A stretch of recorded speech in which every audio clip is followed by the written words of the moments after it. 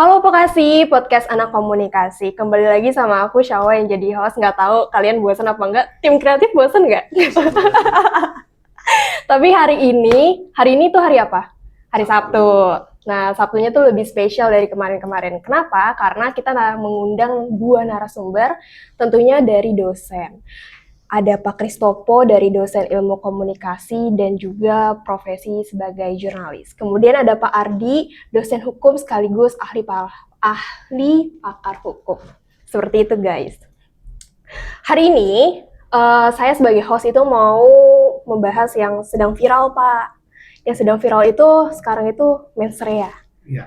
Mensrea. Bapak sudah nonton videonya Pak? Yang 2 jam 24 menit di Netflix. Sekilas ya Pak, potongan-potongan aja. Kalau Pak Ardi gimana Pak? Sudah nonton videonya atau hanya sekilas-sekilas aja kayak Pak Kristopo?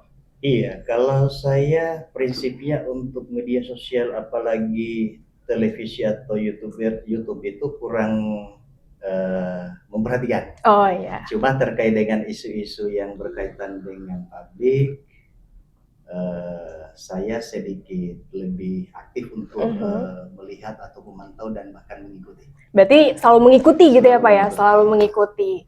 Tapi Pak, setelah saya menelusuri web, istilah mensrea. Mensrea itu dalam arti hukum itu adalah guilty mind atau niat jahat ya Pak, betul Pak? Saya nanya ke Pak Ardi ini apa betul Pak? Takut saya salah nih dari Iya, jadi gini, sebelum saya masuk ke situ, saya sampaikan dulu sebagai premis awal bahwa Oh ya, siap Pak. Terima kasih buat teman-teman mahasiswa Fakultas Komunikasi Universitas Ibnu Khaldun yang sudah melakukan kegiatan podcast secara berkelanjutan. Ini saya rasa hal yang positif. Betul. Secara dimensi akademik maupun dimensi terkait dengan penyiaran atau pengkabaran berita kepada halayak ramai dalam hal ini publik. Betul, itu dulu Pak. yang saya perlu sampaikan. Oke, Terima kasih atas undangannya. Iya. Kemudian yang berikutnya yang ingin saya sampaikan juga bahwa menyambung apa yang disampaikan oleh saudari moderator tadi, bahwa berbicara tentang mensrea ini, jika kita lekatkan dalam konteks hukum, khususnya hukum pidana, merupakan hal yang sangat fundamental. Tetapi jangan kita lupa atau menyampingkan terkait dengan bagaimana sebenarnya di dalam konteks hukum pidana mensrea itu bekerja. Karena apalagi hukum itu bekerja, tidak mungkin bekerja hanya sepenggal-sepenggal atau sebagian-sebagian. Dia harus utuh. Betul. Nah, oleh karena itu yang perlu kemudian saya sampaikan juga bahwa sebenarnya di dalam konteks hukum pidana itu ada dua, salah satunya mensrea ini. Yang pertama itu actus reus. Antara actus reus dan mensrea ini di dalam konsep hukum khususnya pidana, itu nggak bisa dilepaskan. Ibaratnya kita sebagai manusia melepaskan diri dari kebutuhan kita untuk makan atau tidur. Betul. Jadi kalau kita berbicara tentang mensrea ini, memang dia harus seiring sejalan dengan adanya actus reus itu. Harus beriringan Pak? Harus beriringan. Harus beriringan. Kalau tidak ada actus reus, nah mensreanya tidak bisa dijadikan sebagai landasan normatif atau asas untuk mengukur dalam konteks hukum, dalam hal ini tindak pidana. Betul, gitu. Betul Pak. Tapi Pak, dengan adanya acara dari komedian Panji mengadakan dengan judul mensrea, menurut hukum itu gimana Pak dengan mengadakan judul seperti itu untuk diacarakan ke publik? Jadi gini, ini sebenarnya menarik dalam konteks kalau kita berbicara dalam tataran bernegara terkait dengan isu yang kemudian teman-teman hari ini angkat, berangkat dari acara komedi yang berjudul mensrea. Yang segila saya pahami di dalam acara yang diselenggarakan oleh Panji mungkin dengan teman-teman itu, bahwa mensrea ini adalah judul daripada kegiatan itu atau acara komedi itu. Gitu. Nah, saya melihatnya bahwa gini, saya coba sedikit mundur ke belakang sebelum kita sampai membahas secara substansi terkait dengan isu atau kondisi daripada pertunjukan komedi yang dilakukan oleh Panji dengan judul mensrea tadi. Kita lekatkan atau kita melihat perspektif hukum pidananya. Tetapi sebelum saya ke sana, perlu kemudian kita sampaikan bahwa gini, Di dalam konteks bernegara, Mhm. di dalam konstitusi kita, kalau saya tidak keliru dan mudah-mudahan saya tidak keliru karena untuk mempersiapkan penjelasan-penjelasan di acara ini, saya coba buka sedikit literatur. Oke, siap. Bahwa di dalam konstitusi kita pasal 28E itu berbicara tentang bagaimana kemudian kita berkumpul berserikat dan kemudian menyampaikan atau menyatakan pendapat.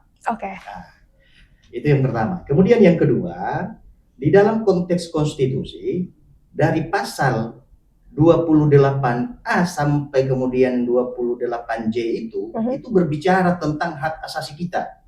Berbicara tentang hak asasi baik dari sipil, dari sisi politik, ekonomi, budaya. Artinya apa? Sebelum kita masuk kepada ruang-ruang penegakan atau penerapan hukum, secara misalnya pendekatan pidana, pendekatan perdata, pendekatan administrasi, kita harus memahami dulu terkait dengan konstitusi bagaimana dia berbicara. Gitu. Nah, kemudian yang berikutnya juga yang ingin saya sampaikan bahwa sebenarnya kalau saya melihat secara komprehensif terkait dengan kegiatannya Panji yang diselenggarakan dengan judul Mestrea itu, saya coba melakukan kontemplasi bahwa kegiatan ini berangkat dari keresahan. Betul. Berangkat dari keresahan yang kemudian sebenarnya, jadi gini, kita harus membedakan antara bagaimana kemudian kritikan itu dan bagaimana kemudian penghinaan atau pencemaran itu. Gitu. Iya. Di situ. Tetapi secara konferensif saya melihat kegiatan acaranya Panji dalam konteks Mestrea itu, ini kritik sosial. Kritik sosial atau penghinaan, Pak? Soalnya beda tipis.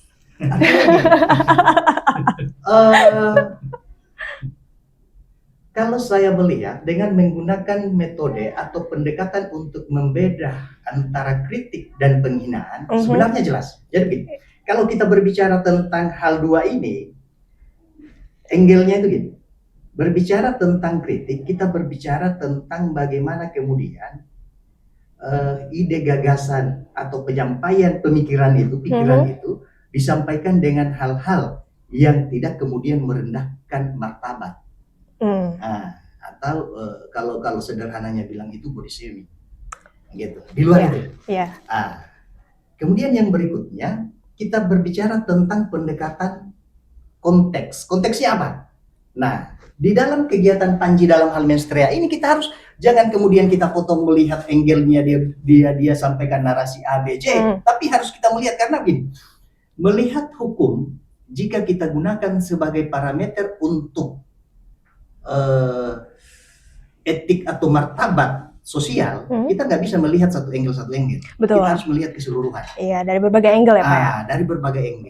Itulah konstruksi berpikir secara konferensif atau universal. Betul. Nah, kemudian yang kedua, yang ingin juga saya sampaikan bahwa di dalam penyelenggaraan kegiatan stand up comedy Panji ini, sebenarnya muatannya itu kritik sosial yang kemudian itulah yang dijadikan materi terkait dengan fenomena-fenomena bagaimana fenomena keresahan sosial. Sebenarnya itu kritikan itu sebenarnya kepada publik juga, kepada masyarakat juga. Iya. Kalau saya melihatnya, karena ada beberapa narasi juga di situ untuk pesannya menyampaikan bahwa ya kita sebagai warga negara yang memiliki hak hukum, hak politik untuk memilih pejabat atau pemimpin, ya kita harus sadar. Inilah pemimpin kita yang kita sudah pilih, kayak gitu. Nah, apakah disampaikan itu dalam hal komedi ini yang berkaitan dengan satir, yang berkaitan dengan asumsi apa segala macam, tetapi yang jelas inilah yang kemudian seniman komedi disampaikan melalui stand up komedinya dengan memunculkan isu-isu problematika sosial yang terjadi. Betul. Gitu. Apakah itu berkaitan dengan penyelenggaraan pemerintah, berkaitan dengan persoalan-persoalan kebijakan, gitu. Itu sebenarnya. Jadi kembali tadi saya belum sampai ke sana bahwa pendekatan untuk memisahkan antara kritik dan merendahkan martabat itu atau penghinaan itu sebenarnya kalau kita berbicara dalam kontekstualnya. Konteksnya apa sih? Nah, makanya saya bilang tadi kita nggak bisa melihat sepenggal-sepenggal atau sebagian-sebagian. Gitu. Nah, kemudian yang kedua kita harus melihat sasaran. Betul Pak. Di dalam konteks kegiatan Panji itu kan sasarannya pertunjukan, iya kan? artinya kalau memang tidak suka dengan kondisi pertunjukan atau ya nggak usah datang, kan gitu. Nah kemudian yang ketiga dampak. Dampaknya ada nggak dampak dari secara negatif ya kalau kita menggiring ke persoalan merendahkan martabat subjek hukum lainnya gitu. Nah kalau saya melihatnya sejauh ini ya dalam klasifikasi itu ya positif aja. Positif aja Pak ya. Oke Pak, saya mau lanjut ke Pak Kristopo. Ya. Pak Kris, dari Mens Rea ini apakah acara ini itu bebas untuk berekspresi atau ada tantangan bagi etika komunikasi publik saat ini, Pak? Baik, terima kasih Salwa. Iya. Jadi memang untuk tadi sudah disinggung oleh Pak Ardi kritik sosial misalnya. Iya. Itu memang diberi kebebasan setiap setiap orang atau kelompok itu diberi kebebasan untuk melakukan kritik sosial. Kalau dalam kebudayaan atau jurnalistik mungkin masuk dalam satir gitu ya. Satir. Jadi artinya kritik-kritik tersebut bisa disampaikan ke masyarakat atau untuk mengkritik siapapun, baik itu penguasa dan lain-lain ya, yang dianggap perlu untuk dikritik gitu ya. Okay. Tapi memang menurut saya dalam mengkritik misalnya seseorang atau kelompok orang atau pejabat atau dan lain-lain ya, itu sebenarnya menurut saya harus dikritik adalah kebijakan pemerintah tersebut. Iya, artinya apa yang sudah dilakukan. Nah ini kira-kira memberi dampak yang positif atau tidak buat masyarakat misalnya. Nah itu kalau tidak berdampak positif kepada masyarakat bisa kemudian dikritik oleh misalnya tadi ya komedian atau sebuah film misalnya ya atau drama dan lain-lain. Itu menurut saya sih wajar-wajar saja. Karena kan ini salah satu bentuk ekspresi ya, ekspresi seni dan lain-lain. Tadi yang satir tadi jadi bebas saja, tapi yang harus dikritik adalah kebijakannya. Kebijakannya bukan personalnya ya Pak ya? Bukan personalnya. Jadi artinya kalau mengkritik personalnya ya itu sudah beda artian. Ada niat-niat tertentu. Iya. Ya, tapi kalau kebijakannya siapapun dikritik kebijakannya artinya itu untuk lebih membangun, untuk lebih maju ke depannya. Betul. Jadi artinya orangnya jangan individu ya Pak ya, betul Pak. Jangan dikritik. Betul. Tapi artinya satir ada ya. Dan satir itu macam-macam ya, ada drama, ada film, ada karikatur gitu ya. Tapi oke Pak. Kembali lagi tadi Pak Kris bilang kata membangun. Nah, saya jadi teringat nih Pak Ardi juga. Saya jadi teringat. Waktu itu Pak Presiden pernah mengetik di Twitter tahun 2022 yaitu adalah kayak gini. Pesan itu dicuitkan untuk Panji. Dia mendukung adanya album baru dari Panji, tetapi harus mempunyai kritikan membangun untuk negara Indonesia, seperti itu. Terus dijawablah cuitan tersebut oleh Panji. Oke Pak, siap gitu. Nah, menurut Bapak, ketika kejadian lampau yang lalu itu sama yang sekarang, apakah itu merupakan kritikan yang membangun atau gimana Pak? Padahal pesan itu tuh udah disampaikan udah berapa tahun ya? Oh, 4 tahun yang lalu, gitu. Iya. Kalau menurut saya itu tadi ya, apa nih yang mau dikritik? Gitu ya? Walaupun itu 4 tahun yang lalu kemudian terjadi sekarang ada Mens Rea ini. Iya. Ini apa yang mau dikritik gitu ya? Jadi kritiknya nanti bersifat membangun dan artinya kita akan lebih maju. Gitu. Jadi kalau individu sulit gitu ya kita untuk mengkritik nanti akhirnya masuk ke ranah hukum. Gitu. Terjadilah laporan polisi dan lain-lain. Tapi kalau bersifat membangun ya tidak masalah gitu. Jadi maksud saya Mens Rea-nya Panji ini tinggal dilihat aja arahnya kemana.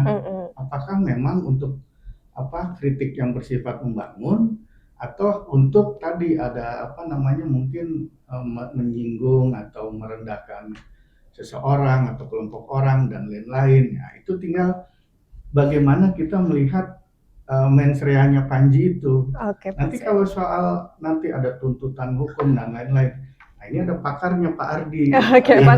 Yang akan Aduh, ini bisa kebetulan ada pakarnya nih, Pak. Iya. Di video tersebut tuh ada kayak gini, Pak Wapres mukanya ngantuk gitu. Terus itu penonton kan pada ketawa semua, Pak.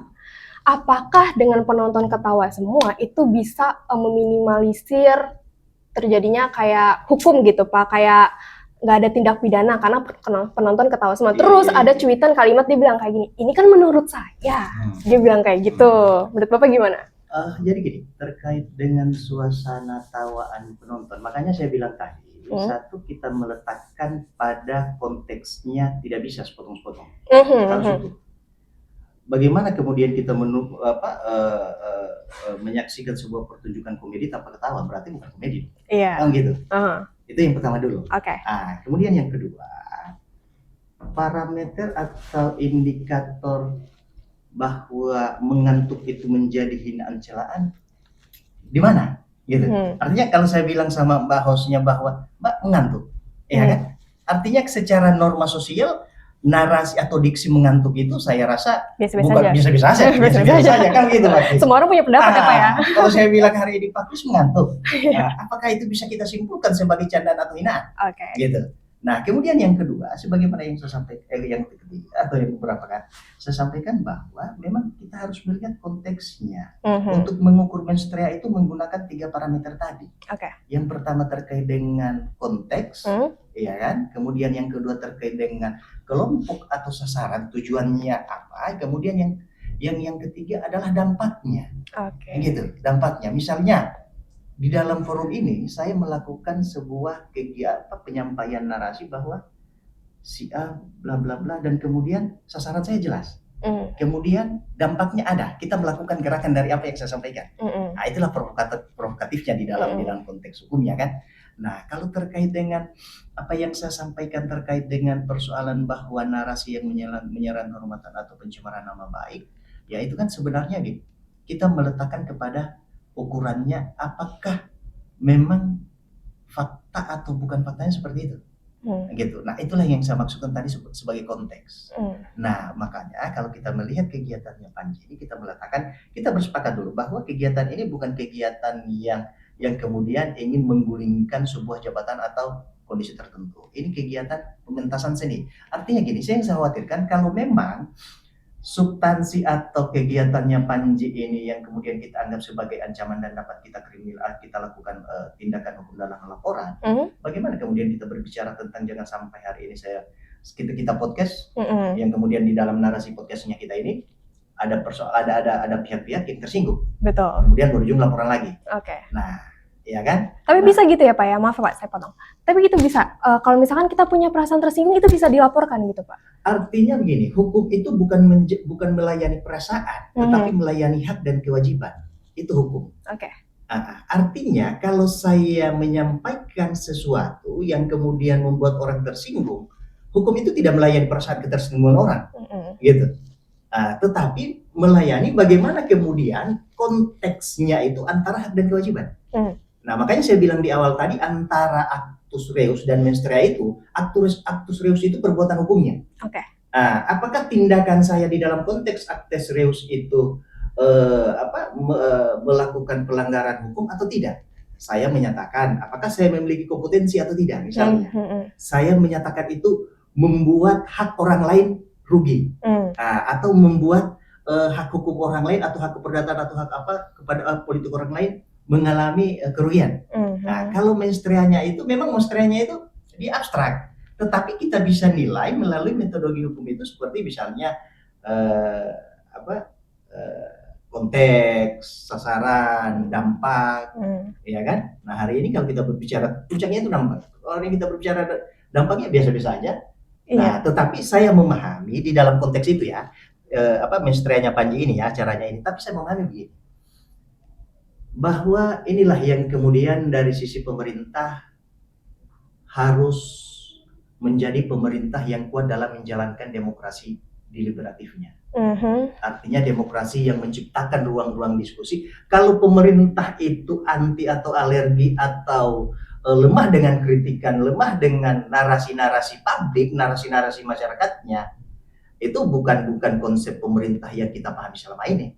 Nah, dan memang pemerintah pejabat publik itu ya harus siap untuk itu, gitu. Nah, itu poinnya. Nah, kemudian yang kedua, secara ini hubungannya kepada publik masyarakat civil society-nya, bahwa ya dengan adanya kegiatan menstrea yang menimbulkan reaksi beberapa kelompok, saya melihatnya inilah yang kemudian menjadi kedewasaan kita berhukum dalam tataran masyarakat ya, gitu. Nah, saya menyimpulkan ya, tetapi di satu sisi saya tidak akan masuk kepada itu haknya mereka melakukan hak hukumnya untuk melapor. Tetapi kan hukum menelusuri juga apakah di sana ada hubungan hukum antara pelapor yang dilaporkan, kemudian menimbulkan kerugian apa segala macam. Tetapi saya mau bilang begini, dalam konteks ini acara Panji ini, bahwa ya saya disadarkan dengan tindakan beberapa kelompok bahwa literasi pemahaman hukum mereka itu perlu ada ya kalau saya bisa menggunakan kata sangat lemah, gitu. Literasi pemahaman hukum mereka ya. Iya. Karena hukum itu ya seperti yang saya sampaikan tidak melayani perasaan orang, sakit hati apa segala macam asumsi. Nah, kemudian yang berikutnya ya, hukum itu sebenarnya kalau kita berbicara lebih dalam tentang hukum itu bukan hanya berbicara tentang konsep-konsep pasal yang ada di undang-undang. Karena kalau kita berbicara tentang konsep-konsep pasal di dalam undang-undang, semua orang bisa menafsirkan. Nah, tetapi bagaimana kemudian kita memahami tentang rasio legis, bagaimana tujuan, maksud, keinginan pasal atau undang-undang itu diciptakan atau dibuat. Gitu. Itu poinnya. Betul, kata Bapak tadi bilang, mungkin hukum yang di acara itu sangat lemah. Karena baru tadi, itu pagi saya baca beritanya, acara mensrea itu tidak dilanjut lagi, Pak. Karena banyak yang melaporkan. Iya, jadi udah cukup yang kemarin aja dan sudah tidak ada acara-acara mensrea lagi, gitu. Menurut saya kalau itu dihentikan, itu sangat disayangkan. Ya. Oh, sangat disayangkan, ya, Pak. Karena kan itu tadi ya, seni, ya kemudian tadi untuk kritik sosial, kan mereka punya ininya apa, punya jalurnya masing-masing, punya posnya masing-masing ya. Tadi melalui apa tadi misalnya semacam monolog ya tadi Panji itu kan seperti itu ya. Jadi dia dibilang komedian stand up gitu ya, dia bicara ya. Itu kan merupakan panggung dia untuk menyampaikan kritik sosial. Betul. Kemudian kalau orang yang pandai menulis, dia akan membuat kritik sosial melalui opini atau kolom. Nah, jadi artinya kan semua ada tempat-tempatnya ya. Kemudian yang pintar menggambar, dia akan mengkritik sosialnya melalui karikatur. Iya, betul ya, Pak, betul. Artinya kan di sini harus ada kebebasan seseorang untuk menyampaikan pendapatnya. Iya. Jadi jangan kemudian tadi dihentikan ya. Iya, dihentikan. Jadi makanya saya bilang kalau itu memang bersifat membangun dan itu memang dibutuhkan ya. Kritik-kritik sosialnya dibutuhkan buat siapapun, buat pejabat dan lain-lain. Itu dibutuhkan.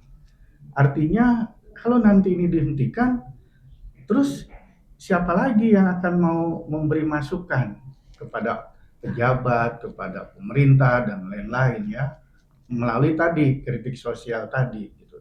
Siapa yang akan mau menyampaikan? Betul Pak, kalau betul. Jurnalis menulis kritik sosialnya melalui tulisan, kemudian nanti dihentikan, tidak ada lagi nanti yang kritik sosial. Betul. Begitu juga tadi stand up komedi atau komedian ya, ingin mengkritik kebijakan dan lain-lain. Kalau itu dihentikan, terus bagaimana nanti ke depannya? Tidak ada istilahnya kebebasan seseorang untuk berpendapat. Betul, kan tadi Pak. kebebasan berserikat dan berkumpul kan negara menjamin. Betul. oleh undang-undang. Tapi sebenarnya Pak, dengan adanya laporan kayak gitu, sebenarnya negara kita ini negara demokrasi itu gimana Pak? Soalnya setiap kita berpendapat itu di-cut. Berpendapat di-cut. Iya, jadi memang begini. Kalau kita berbicara dalam konteks itu, ya perlu juga kita pahami juga bahwa terkait dengan sikap dari kalau di dalam konsep hukum itu kita berbicara tentang 3 hal. Yang Oke. pertama adalah law substantif. Kita berbicara tentang bagaimana kualitas regulasi kita. Kemudian yang kedua kita berbicara tentang law struktural, bagaimana kemudian aparat penegak hukum kita. Kemudian yang ketiga kita berbicara tentang culture, law culture-nya, budaya kita. Nah inilah budaya kita ngomong sedikit yang berbasis kritikan, lapor. Nah, itulah bagian dari budaya kita kan. Nah tetapi poin yang ingin saya sampaikan bahwa memang di satu sisi negara harus hadir memberikan, dalam hal ini aparat penegak hukumnya, memberikan pencerahan atau memberikan pelayanan penegakan hukum yang berbasis mengedepankan etika dan moral daripada rasio legis undang-undang itu. Gitu. Jangan kemudian kontra dari apa yang saya sampaikan, jangan kemudian aparat penegak hukum menegakkan literatur hukum kita undang-undang itu hanya berbasis kepada subjektivitas. Itu. Nah, artinya apa? Di dalam konsep penegakan hukum itu mengenal etika moral hukum juga. Gitu. Sehingga melahirkan yang namanya budaya hukum kita. Gitu. Nah, oleh karena itu begini, kalau saya bisa tambahkan melihat terkait dengan fenomena yang ada di masyarakat berangkat dari pertunjukannya Panji ini. Di satu sisi terkait dengan pelayanan publik yang dilakukan oleh teman-teman kepolisian dalam hal penerimaan laporan oleh pelapor.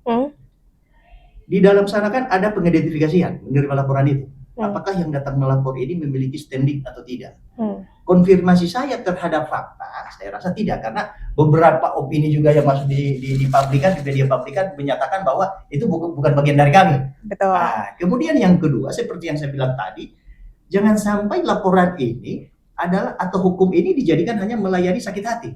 Begitu, bukan pada hak dan kewajiban yang diletakkan di dalam norma hukum itu sendiri. Betul. Nah, hukum bekerja bukan untuk melayani sakit hati orang. Subjektif ya Pak ya? Subjektif. Nah, oleh karena itu memang disinilah yang kemudian saya maksudkan etika moral aparat penegak hukum itu harus ada untuk kemudian memberikan pelayanan yang melahirkan substantif keadilan.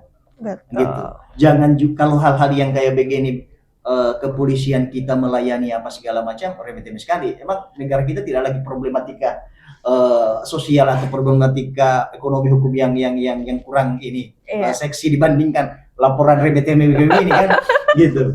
Itu sebenarnya poinnya. Nah, oleh karena itu bahwa ya kalau saya tapi kan dikembalikan lagi, makanya saya bilang hukum itu tidak bisa kita melihat pada lembaran-lembaran pasal itu. Karena itu nanti sifatnya subjektif, tergantung siapa yang menafsirkan kan gitu.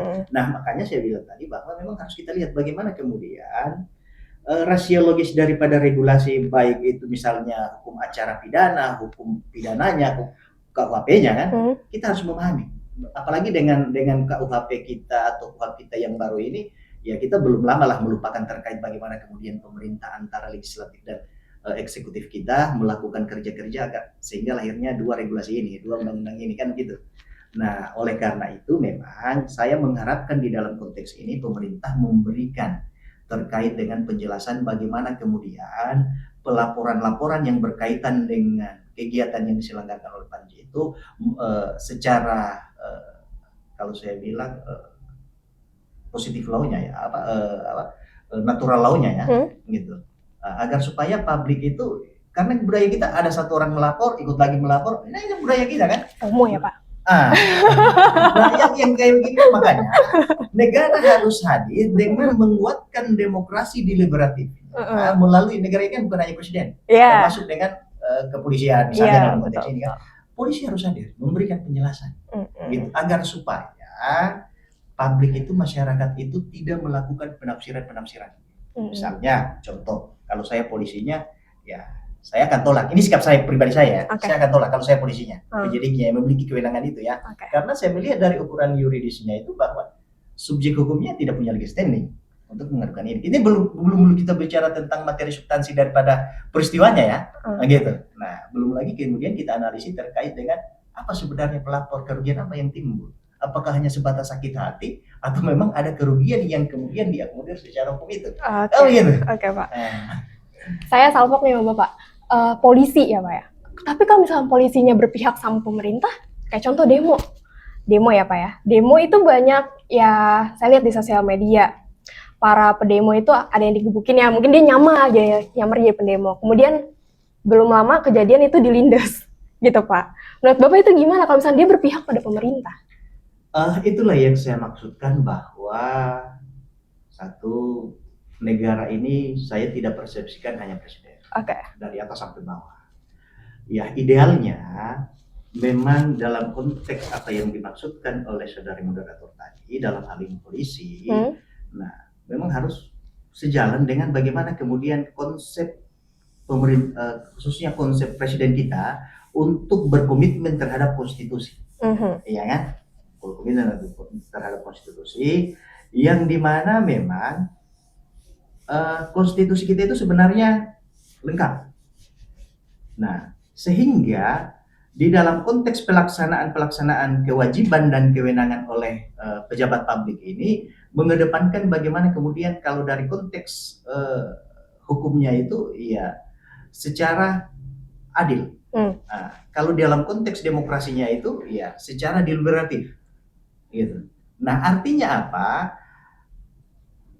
Kepolisian dalam hal ini tidak bisa menempatkan tugas dan fungsi mereka untuk melayani subjektivitas. Betul. Kemudian yang kedua, mereka harus menyadari tupoksi kinerja mereka ada di tataran humanis.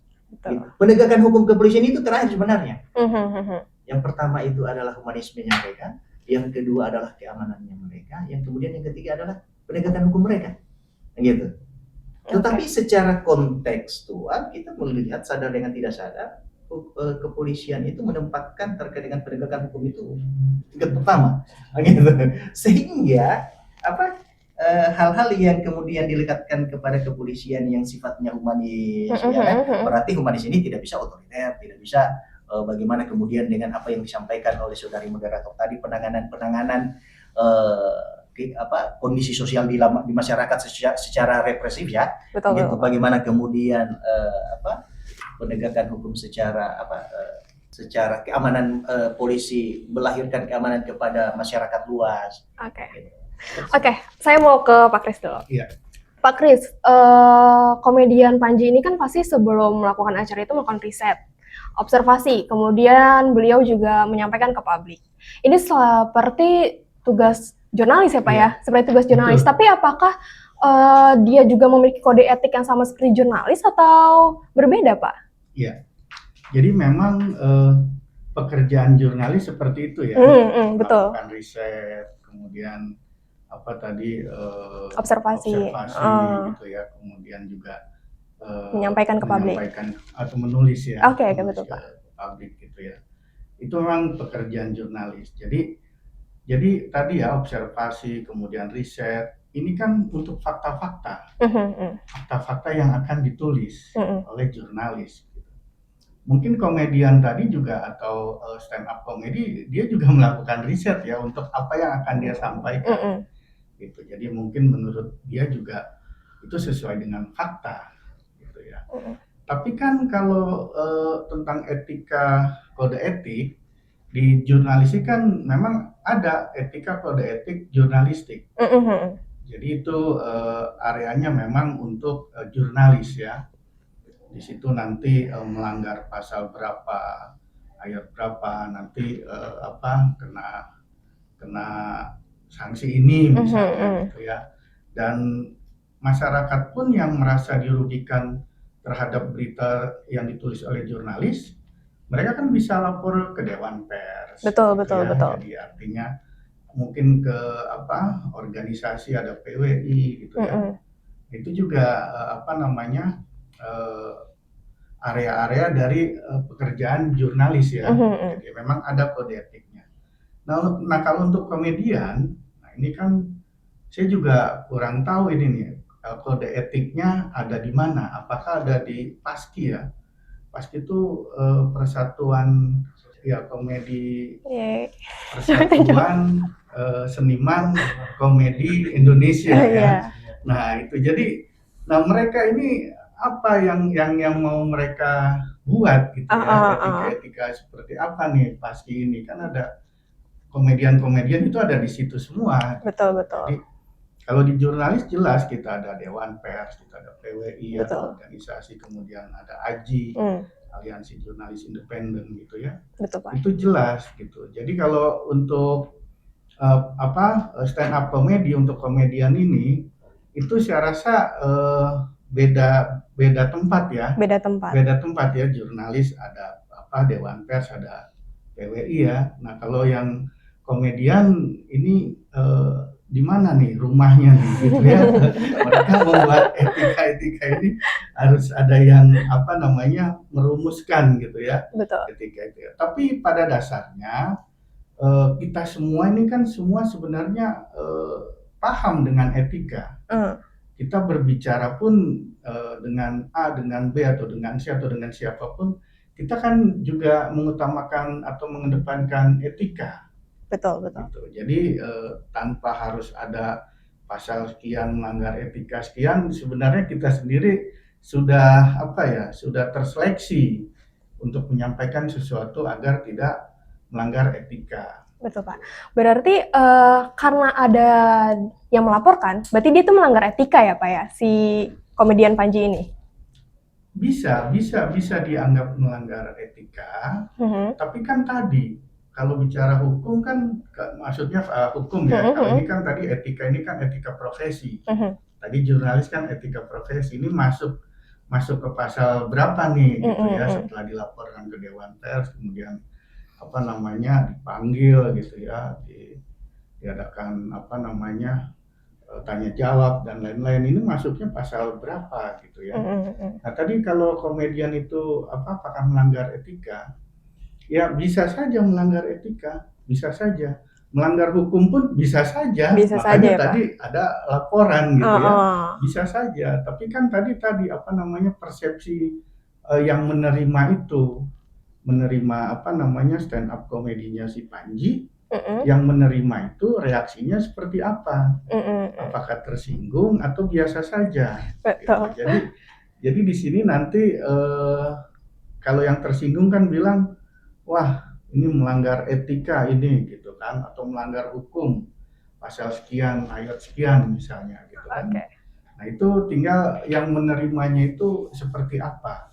Tapi kalau jurnalis jelas ya, dia ada etika, kode etik jurnalistik, melanggar pasal sekian ayat sekian gitu ya. Betul. Nanti bisa kena sanksi gitu.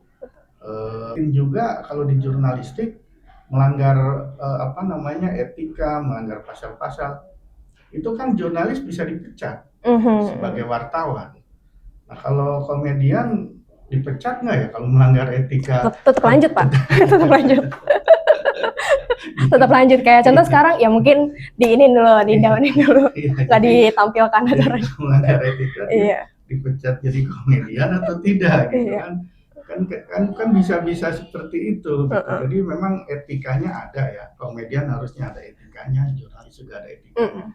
Tapi kan tadi rumahnya kan beda gitu ya. Betul. Intinya ada etika. Oke, aku mau lanjut ke Pak Ardi. Pak Ardi, pada saat acara di Mensrea itu kan dihadiri sama Bapak Anies Baswedan ya, Pak ya. Itu pada saat acara itu Panji lebih memojokkan Bapak Presiden dan Bapak Wapres gitu, Pak. Tidak dengan calon-calon yang kemarin itu, tetapi lebih fokus ke mereka berdua. Apakah acara itu penuh kayak lebih arahnya itu ke pembullying atau bagaimana Bapak dalam hukum ini menurut pandangan Bapak? Iya, jadi gini, yang ingin saya sampaikan bahwa persoalan terkait dengan kehadirannya figur atau tokoh siapa dalam konteks itu, ya kan? Saya nggak mau mengkaitkan dengan motivasi dari si Panjinya melakukan atau memakai narasi seperti apa. Cuma yang ingin saya katakan begini, kenapa kemudian yang menjadi salah satu angle materinya Panji dalam hal ini Mestrea itu adalah Presiden dan Wapresnya. Cuma gini, sebelum saya masuk penjelasan sana, saya cuma mau bilang begini. Hari ini saya melihat baik presiden maupun wapres kita, disinilah kedewasaan mereka bernegara. dengan bagaimana kemudian narasi yang disampaikan oleh Panji yang kemudian tidak berujung kepada laporan-laporan hukum itu sendiri. Oke.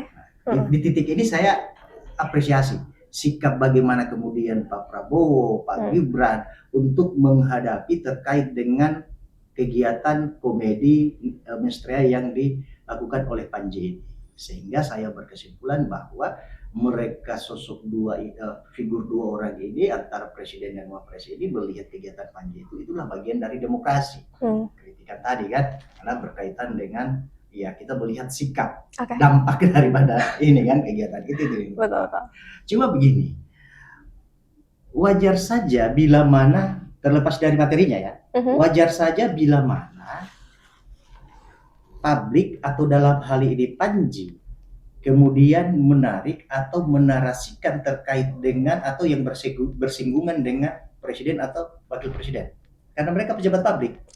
Di dalam konteks narasi yang dinarasikan oleh Panji dalam komedinya, sepanjang tidak menyerang personalitinya, bukan body shaming seperti yang dijelaskan Pak Kris tadi, artinya itu hal lain. Tetapi sepanjang berkaitan dengan kinerja atau problematika sosial yang timbul di masyarakat, saya rasa memang kewajiban kita untuk hal itu. Makanya saya bilang sebenarnya sikap saya Panji ini nggak bisa kalau kita berbicara tentang kedewasaan berdemokrasi dan berhukum kita. Ini nggak masuk dalam konteks pidana, gitu. Karena banyak kemudian cuma ya tinggal sebagaimana yang saya sampaikan tadi. Siapa yang menafsirkan siapa yang membaca dia menyimpulkan dalam tafsiran ini jangan penegakan hukum. Ya makanya saya bilang kalau saya polisi bukan berarti bahwa saya tidak melakukan pelayanan publik, tetapi ada indikator-indikator untuk menilai ini layak atau tidak layak untuk diterima laporan ini. Gitu. Apalagi dengan kultur budaya hukum kita seperti ketika ada satu orang menjalankan kegiatan laporan polisi misalnya diterima ikut lagi. Ini sebenarnya membunuh kebebasan publik kita ini. Nah, terkait dengan persoalan narasi menarik presiden dan wakil presiden itu ya itu hal-hal wajar aja karena mereka inilah yang kemudian ditempatkan sebagai pemimpin kita untuk kemudian kebal dengan kritikan, kan gitu. Nah, persoalan bahwa di dalam konteks kegiatan itu ada figur A, figur C, saya nggak mau masuk ke wilayah situ. Karena biar bagaimanapun juga ya, saya tidak mengetahui motivasi dasarnya Panji, kenapa dia membuat kegiatan itu, mengangkat judul itu, kemudian narasi yang dia sampaikan ke publik seperti itu teman. Nah, itu bagian dari substansi poin kegiatan mereka ya, saya nggak masuk ke wilayah situ. Karena ya saya nggak kalau melihat terkait dengan menstrea judul yang mereka angkat itu ya itu saya nggak bisa statement lebih panjang karena cuma saya bilang begini budaya kita melihat hal-hal yang dalam tanda kutip seksi itu ya kita tertarik membacanya melihatnya mungkin di dalam jurnalistik juga gitu ya artinya membuat berita itu sedemikian rupa agar supaya bagaimana kemudian angle narasinya ini diksi yang kita pakai ini menarik masyarakat untuk membaca dulu sebelum masuk ke isi. Highlight dulu lah. Tapi Pak bicara tentang dampak ternyata setelah acara itu anaknya Panji itu kena bully dengan komentar kayak gini. Istrinya itu melaporkan karena anaknya kena bully. Tapi netizen itu berlindung di kalimat ini. Ini kan menurut saya bebas dong berpendapat. Nah menurut Bapak gimana? Jadi gini, inilah yang saya maksud tadi kedewasaan kita, ya kan dalam menjalankan baik dari sudut pandang demokrasi maupun hukum kita. Artinya bagaimana kemudian kita membaca atau menempatkan diri sebagai masyarakat atau sebagai pejabat untuk menjalankan negara ini. Itulah makanya saya bilang bahwa tingkat kedewasaan berhukum kita masih sangat rendah. Sangat rendah banget ya Pak. Sakit hati dibalas dengan laporan kan gak mencing gitu. Hukum itu tidak melayani sakit-sakit hatinya orang itu. Dia ada berada pada konteks keadilan sepanjang haknya belum dilanggar atau tidak dilanggar. Nah itu nggak ada problem dengan persoalan hukum itu. Nah makanya kan kalau kita melihat yang fakta di masyarakat itu yang melapor itu kemudian tidak ada standing itu ini kewenangannya dia secara hukum, gitu. Kewenangan dia secara hukum untuk melapor apa, gitu. Nah misalnya begini contohnya di dalam KUHP baru kita itu terkait dengan penghinaan atau pencemaran terhadap presiden wakil presiden kemudian pejabat pemerintah itu kan diatur tetapi jelas ambang batas pengaturannya itu. Nah poin yang ini saya sampaikan bahwa sepanjang bukan presidennya langsung yang melaporkan katakanlah misalnya tim suksesnya itu tidak memiliki legal standing tim suksesnya.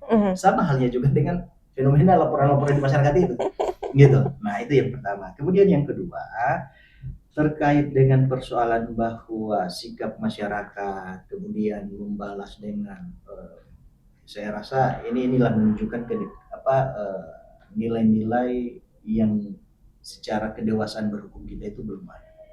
Gitu. Artinya ada hal-hal kemudian di publik ini kan merupakan problematika sosial. Makanya hukum dan aparat penegak hukum yang memiliki kewenangan untuk hal itu dia harus hadir merespon dengan bijaksana, dalam arti seperti yang saya sampaikan bahwa ya hukum itu cara kerja hukum secara teks harus dipahami oleh aparat penegak hukum yang menjalankan teks hukum itu sendiri. Tapi kan di sana di acara itu kan dihadiri salah satu dengan pejabat ya Pak ya. Berarti dia juga mendukung materi tersebut dong? Karena gini, kita nggak bisa mengafiliasikan seperti itu cara pandangnya, sebab terkait dengan materi itu bagian dari tim, kalau mungkin dalam kegiatan itu adalah panitia ya.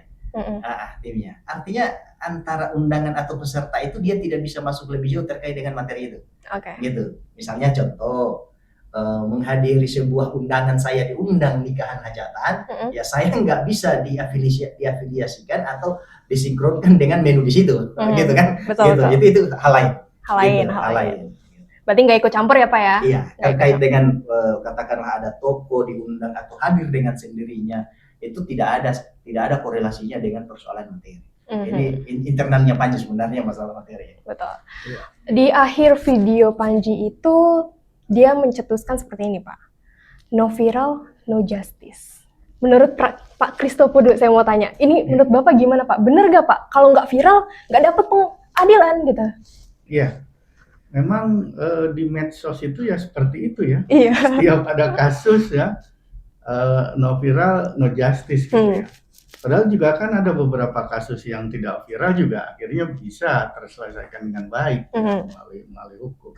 Tapi dengan adanya media sosial itu ya semua diberitakan, semua diviralkan, di blow up ya, sehingga semua halayak masyarakat maupun pejabat membaca itu, akhirnya cepat terselesaikan. Berarti menurut Bapak pernyataan dari komedian Panji ini benar Pak, no viral no justice? Ya selama ini benar kan banyak kasus-kasus yang ada misalnya orang kelaparan gitu ya, betul. Ya, dan lain-lain ya, atau ada masyarakat yang tidak diterima dengan baik pada saat masuk ke rumah sakit gitu ya, akhirnya pasiennya itu meninggal gitu ya, itu kan akhirnya viral dan bisa diselesaikan gitu. Memang selama ini seperti itu. Dengan adanya media sosial itu ya no viral, no justice. Gitu. No justice. Bahkan memang seperti itu. Betul. Bahkan ketika seorang sudah melapor tidak ditanggapi dengan pihak yang berwajib, dia memviralkan itu ya Pak ya? Iya, dia memviralkan itu, kemudian seluruh masyarakat tahu, seluruh pejabat tahu, akhirnya di follow up. Akhirnya ditindak lanjuti, akhirnya selesai gitu kan. Ya sebenarnya juga di sini kan kalau terkait no viral no justice biasanya itu kan dia lapor ya, atau dia ada masalah tidak terselesaikan, kemudian ke media sosial, baru kemudian pihak keamanan misalnya polisi merespon langsung. Betul. Itu langsung biasanya langsung selesai. Ya memang kondisi dengan adanya media sosial saat ini seperti itu, hampir semua masyarakat memanfaatkan itu, no viral, no justice.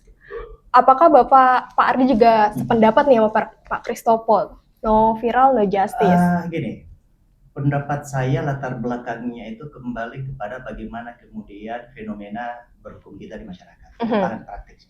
Inilah yang kemudian menjadi dilema penegakan hukum kita. Memang apa yang disampaikan oleh Pak Kris tadi berangkat dari apa yang fenomena atau kejadian-kejadian real di lapangan, no viral, no justice. Begitu. Artinya apa? Nah, inilah yang kemudian kita harus memahami bagian dari budaya hukum kita. Betul. Sehingga saya menemukan di publik itu terkait dengan peradilan netizen. Betul Pak. Itu memiliki pandangan hukum, artinya begini, keadilan yang diciptakan melalui lembaga hukum kita dalam hal ini misalnya kepolisian, katakanlah misalnya kepolisian, kejaksaan dan bahkan pengadilan, publik itu cenderung kadang-kadang tidak percaya Hmm. keadilan yang diciptakan mereka ya. Iya. Nah, mereka memiliki peradilan sendiri. Karena udah Gitu. skeptis, Pak. Nah, oleh karena itu Iya. memang konteks no hero no justice itu benar adanya. Benar Nah, adanya. itulah budaya yang berkembang kan. Betul.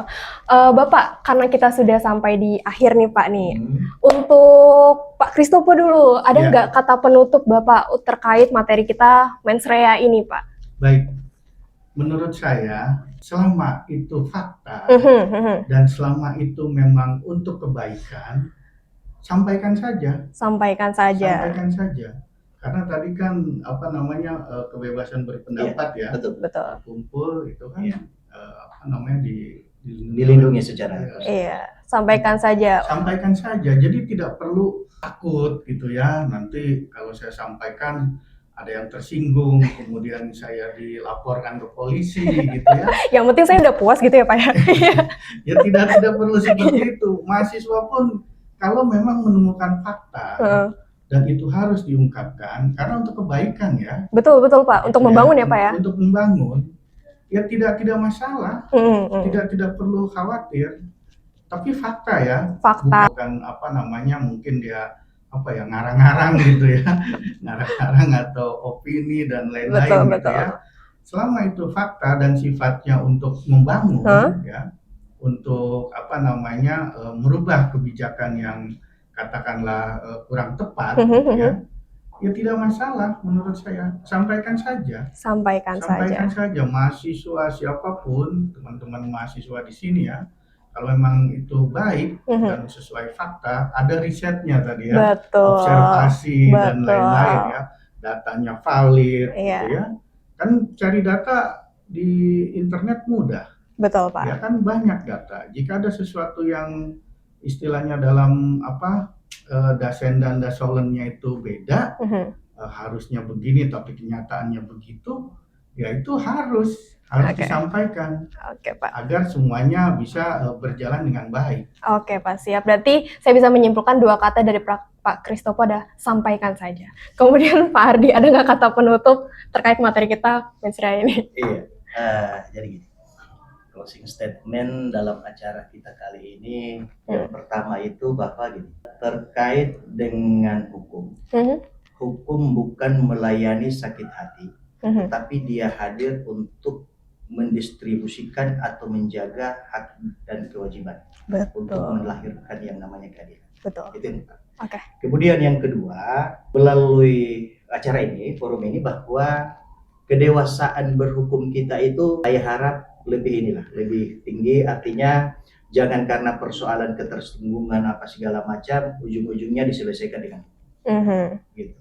Karena ya itu dia tadi, bahwa kalau hal-hal seperti yang dilakukan oleh Panji ini ujung-ujungnya ke hukum, tidak lama persoalan kayak mungkin profesinya salah Pak Kris selesai. Bukan lagi terkait jurnalistik.